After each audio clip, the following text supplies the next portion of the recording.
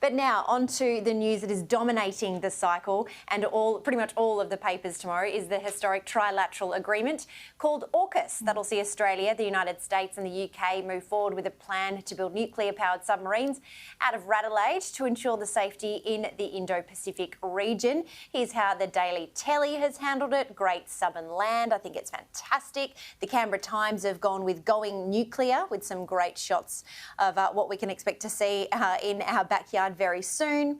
The Herald Sun have a great headline, Going Fishing, which is fantastic. And of course, the hometown of the Adelaide Advertiser, the defence state. South Australia is the epicentre of the historic military partnership with Britain and the US. Is fantastic. But I guess the Australian are also covering this very heavily. Leisa, Alliance for the Ages is what the headline says. Australia has signed a historic three-way defence pact with the US and UK to deliver a sovereign nuclear submarine and missile program in the greatest projection of the nation's military power in the Indo-Pacific region. And I guess we've looked at Paul Kelly's column as well tomorrow, historic turning point for our nation. This is pretty big because considering we got wind of this last night, some of us were sort of going, God, we're going to war, what's happening? And I think a lot of people now are saying, so we're building subs or are we going to war or are we doing both? What do you think that how this has been treated tomorrow in the papers? How do you think it's going to land going into pretty much what will be day 3 of the news cycle of this specific story, Leisa? Look, I think, number one, it very clearly says that both from the Prime Minister all the way down through the defence, that there is a clear signal now that they are saying that China is a risk. We have to prepare. We have to put our national sovereignty first.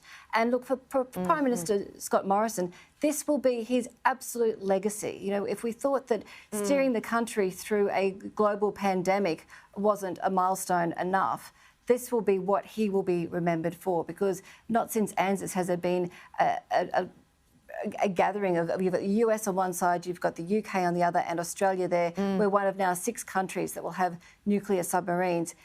It is no surprise that it has dominated all of the major mastheads. And look, tonight, Chris Kenny's program, for example, the entire program was talking about the submarines and this new alliance. So it's taken this to push COVID off the front pages, which is a great change. But look, I think from our perspective and from our defence perspective, and look, Jenna, I do Hardgrave's program on a Friday night, and I think every week that I have sat on that program, Bronwyn Bishop has repeatedly said we need to scrap this submarine deal that we had with the French. Get rid of it and go nuclear. So I'm on with Hardgrave tomorrow night. I can only imagine what Bronwyn Bishop will be saying about this.